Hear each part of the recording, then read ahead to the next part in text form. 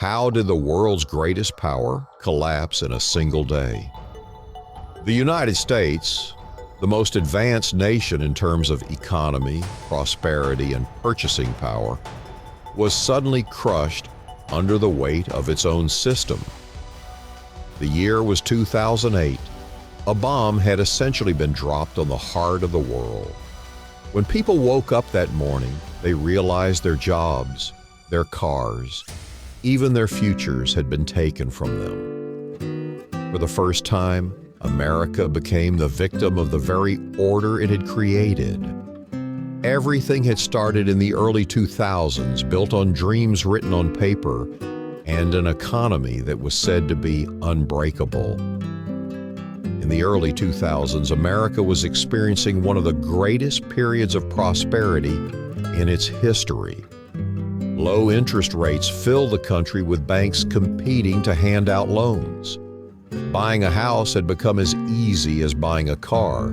If you didn't own a home, you felt like you hadn't achieved anything in life. Televisions and newspapers shouted headlines like, "Own your own home." Bank officers went door to door offering loans. But no bank was asking the real question: would these loans ever be repaid? At the time, banks didn't really care. It wasn't about how many people repaid. It was about how much profit they could write on paper. Housing prices were soaring every day, and everyone felt like they couldn't lose. People bought houses, sold them as their value increased, and moved into even bigger ones. It all seemed like it would last forever. But beneath it all lay a rotten foundation instead of a solid one. By 2005, a large portion of loans in America were so-called subprime mortgages. Loans given to people with little to no income, loans that were almost impossible to repay.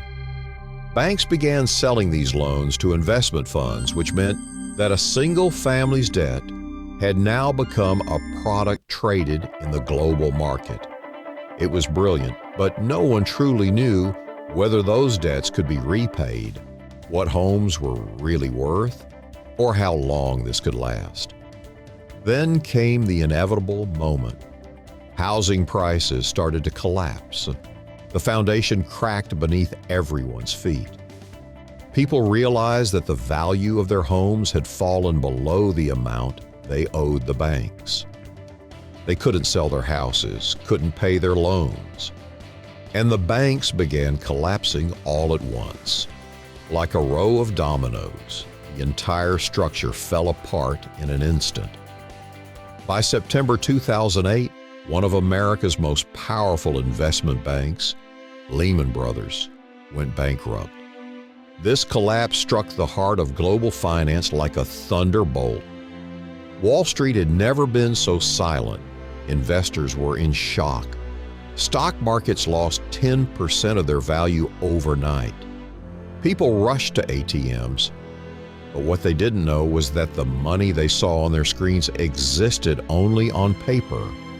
That money had never truly existed.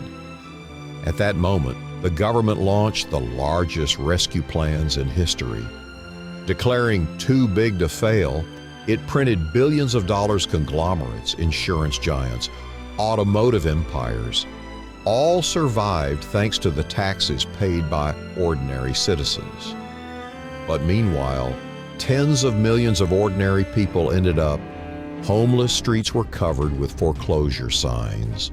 Suburbs that once symbolized the American dream had turned into ghost towns. This crisis shattered not only the system, but also humanity's faith in it. Because everyone was asking the same question: how could the world's greatest nation collapse under the system it created itself? The answer was simple: greed. The world of economics had been blinded by the lust for money for centuries. Numbers on paper had become far more important than people's lives. A home was no longer a shelter. It had become just another line in an investment portfolio. In the end, a dream and a system were destroyed, by their own lie. By 2009, the economy began to recover with government support.